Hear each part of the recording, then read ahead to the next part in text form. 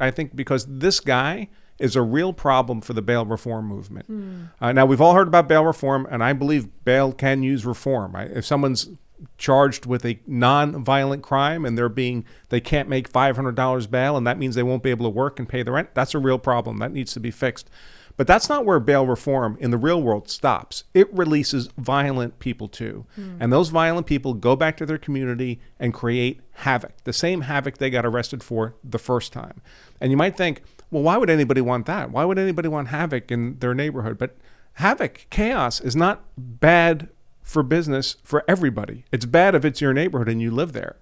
But if you're a Benjamin Crump, for example, you make $10 million every time there's some kind of Zimmerman case, a Rittenhouse case, a Ahmaud Arbery case. These are money-making opportunities in the tens of millions of dollars for you. So chaos is good for some people. Not just money, but hold on. So political capital. So you're saying that there is a motivation to bring about bail reform because it results in an opportunity where a criminal can get hurt and they can monetize it. Chaos is good for some people. So I should be clear. When I say people are leveraging bail reform for political reasons, I would say bail reform overreach. Not all bail reform, but bail reform that releases violent charged suspects. But you think that many people advocating for it, I'm not saying every, but some have that in mind. They're like, this will create more crime and more opportunity. Especially people with considerable political power, like a Benjamin Crump. I don't mean the individual social worker who's in favor of, they don't have any influence over everything. These lawyers who monetize. Right. So, the pendulum has been swinging in favor of loosening bail requirements more and more and more until the point they include people charged with violent crimes. And eventually the pendulum is going to swing back. But when it swings back, that's going to be bad for some people. This case is a perfect example, a perfect warning to the normals in society that, holy cow, we all thought that bail reform was a good thing, but it's possible it goes too far. It lets people like this out on bail. Well, I think bail reform is a good thing. I don't like the bail system. I don't like the idea that we would say you're presumed innocent, but we're not going to let you out unless you give us $500. For violent criminals with a preponderance of evidence, then I'm in favor of remand. As far as I'm concerned, either it's remand or you're free to go until you're convicted. But that means substantially more people should be remanded and substantially more people should be released.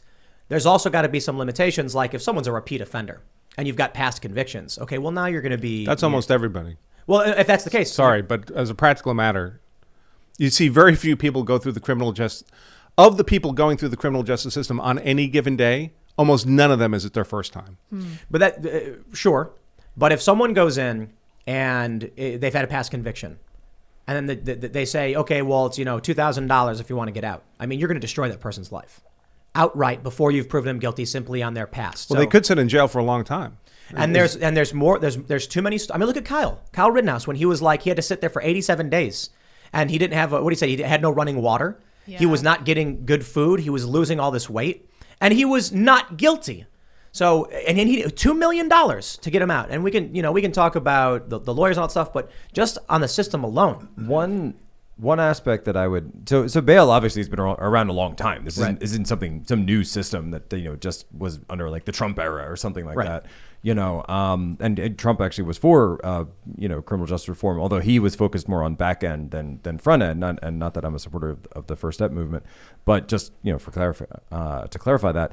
But when it comes to these types of situations, you were talking before about how the criminal citizens arrest law in the Arbery case was something that had been written during the Civil War in Georgia, and it was still on the books at the time. That has been updated since. Well, with these cases as well, one thing that I think really ties all of these together is video, right? We have video of Waukesha. We have tons of video of it. We have video of Kenosha. We had video of Ahmaud Arbery, right? And I think that in those two cases, it was the video that went to the jury and eventually swung them. So you're thinking they should look at video as part of setting bail? So look at video. That would never happen. Never happen, because you have to understand how this process works on a nuts and bolts level. They're trying to make these decisions in 3 minutes.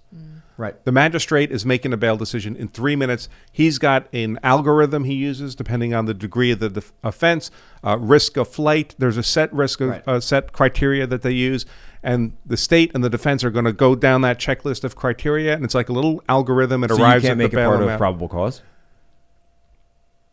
Well, a probable cause would be determined someplace else. It's not Right. going to be determined right there. But a magistrate's not going to take time to look through even 5 minutes of video to try to come to some determination of what bail should be. It should be No, legally that- required. Maybe, but that's what I'm talking you'd about. have to That's what I'm redesign saying. the entire For sure. system. Yes. The idea I that mean, we're talking about redesigning the system. the aren't we? process is the punishment. What they did to James O'Keefe, they raided him and his journals because law enforcement knows the process is the punishment. When it came to Occupy Wall Street protests, there was a photographer that I was just filming. I was filming, and there was a photographer standing on the sidewalk minding his own business when an officer came up and arrested him. They claimed that he was obstructing a roadway. They lied. They made it up. They then had a female officer lie under oath. And it wasn't until the National Lawyers Guild, who I'm not the biggest fan of, used my footage to show that the police lied. He was released. Did any of the officers get in trouble? They No. never do. They But- They lie right. all the time on these criminal complaints. They're never held accountable. But the issue is, if there's someone who is a regular working class Joe, and he gets accused of a somewhat serious offense, but not like a felony or anything, the judge can be like, look, I think we should keep him in jail until the court. And then what, 87 days or 80 days? You lose your job, you lose your apartment, your car gets towed, your people are wondering where you went, your dog is going hungry, and then you get out destitute. So I will cite Benjamin Franklin all day and night. It is better that 100 guilty persons go free than one innocent person suffer. If the court cannot justify reasonably, an algorithm in 3 minutes is not justification for holding someone against their will when they are presumed innocent. That being said, real quick, sorry. This is where I come in with the video. That being said, That's where I come in. That being said, everybody should keep in bare arms, and a free society means a society with risks. And if we're going to let out people, and I don't think violent offenders, depending on what they've committed, I think that's reasonable for a judge to be like, you're accused of triple murder or something. Okay, sorry. Which was Kyle Rittenhouse. Go to Kyle. Well, not triple, but yeah. Well, like double murder plus, a bunch of other charges. I can understand why they would be like, look, I'm sorry, you're being held because these are very serious and we're worried about the safety of others. There should still be some scrutiny there. But if we're going to let people out on bail, then all we need to do is look at the Constitution and say the 5th and 6th Amendment, Benjamin Franklin and Blackstone, and the Second Amendment. Sure. So I don't want to come across as someone who's defending the way the system is. I think it's broken. I mean, from my perspective, for example, I think probable cause hearings are worthless the way they operate today. What's supposed to happen is a probable cause hearing is supposed to be a filter to keep people from being dragged into a full-blown trial unless there's probable cause to believe they committed the crime. So at trial, they're going to have to prove you guilty beyond a reasonable doubt.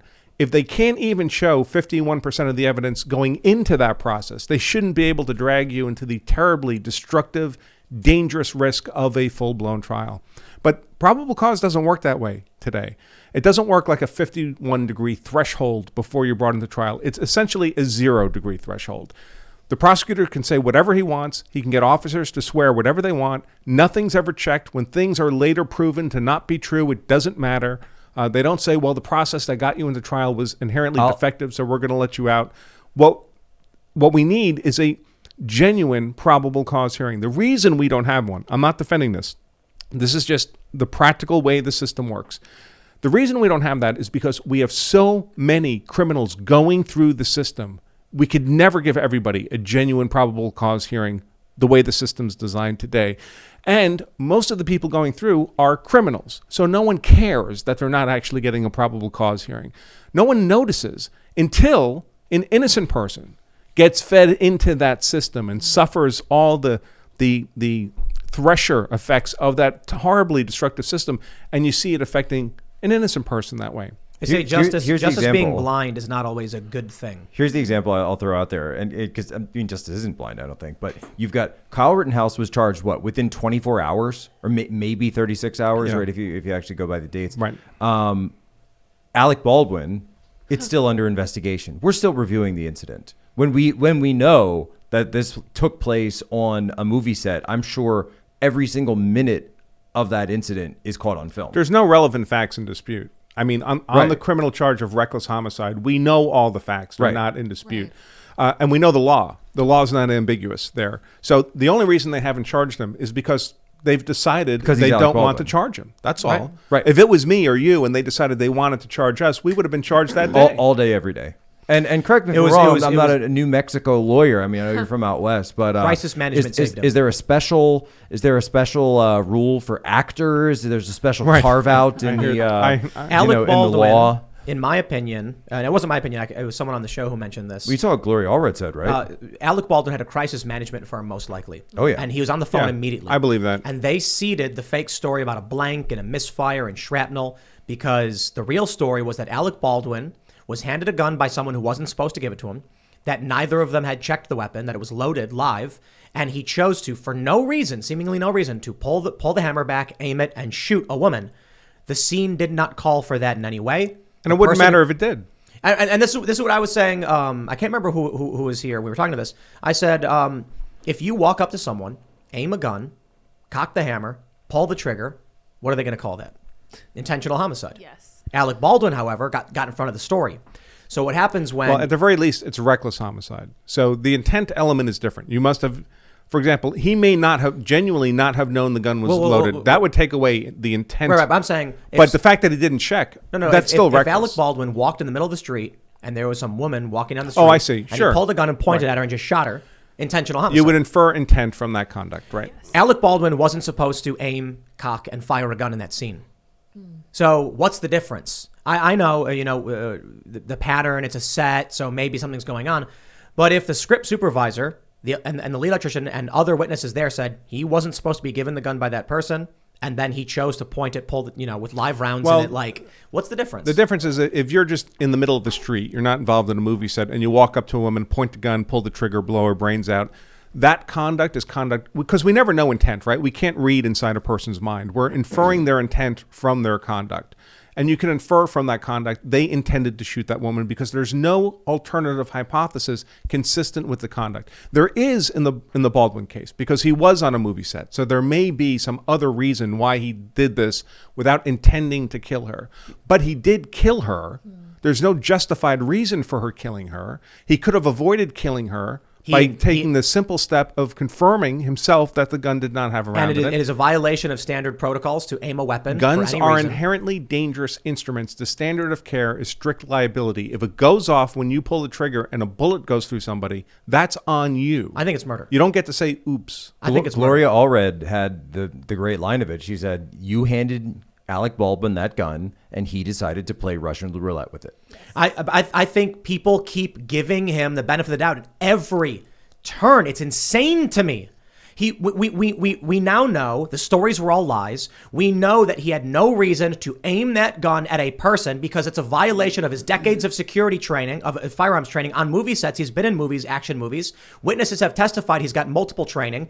The AD wasn't supposed to give him the gun. He had literally no reason, and it was a violation of safety protocol to aim it at a person. It wasn't part of the scene, and there was a dispute with the crew over what was going on. I mean, look, you look at all the stories, all the news that has come out, and it sounds much more like Alec Baldwin has an anger management problem. So he took a gun, angrily pointed at the camera person and shot and killed her and then freaked out. That makes substantially more sense than the armorer made a mistake, who accidentally handed it to the AD who made a mistake, who gave it to Baldwin who made a mistake, who accidentally aimed it at her, pulled the hammer back, it's a single action revolver, and then shot her with it. And then a fake story gets seeded. I'm not playing. So you're saying he could have been frustrated about something's going wrong on the set. The crew was revolting against him. People were walking off. But I mean, even in that specific moment, right? Yes. So he's yelling at her, saying something. And notice we still to this day have not seen any video of this. We haven't even seen a sanitized video. We haven't seen anything. And there are multiple cameras filming, they say. Obviously. So my gut would say that's an overreach. I don't know for sure, but I will say this. It's no crazier than what the Rittenhouse prosecutor argued. True.